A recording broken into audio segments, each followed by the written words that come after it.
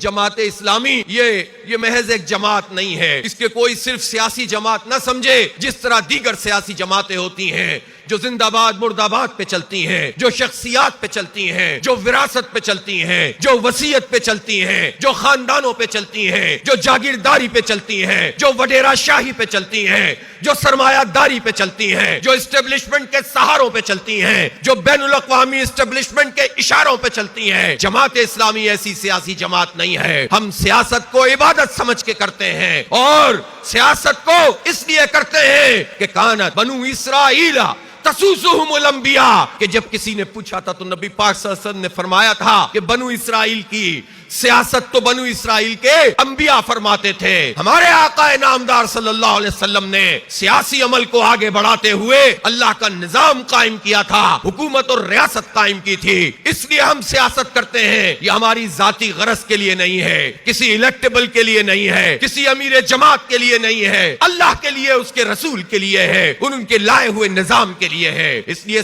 جماعت اسلامی کو ہم دینی تحریک ہیں، ہمیں کوئی مذہبی گروہ نہ سمجھیں، ہمیں کوئی مسلکی گروہ نہ سمجھے۔ یہ فرقہ واریت، اس کو ہم نے 100 بار اپنے سے جدا کر دیا ہے۔ ہم فرقہ واریت پر یقین نہیں رکھتے، ہم مسلکوں کا احترام کرتے ہیں۔ ہر امام جس نے فقہ کو مرتب کیا وہ قابل قدر ہے، ہر عالم دین جس نے دین کی خدمت کی وہ ہمارے ماتھے کا جھومر ہے، ہر وہ شخص جس نے دین کے لیے کوئی چراغ بھی جلایا ہو وہ ہمارے لیے بہت معنی رکھتا ہے۔ لیکن ہم ان مسلکوں کی بنیاد پر، فرقوں کی بنیاد پر امت کو تقسیم نہیں کرتے، بلکہ سب لوگوں کو جوڑنے کا فریضہ انجام دیتے ہیں۔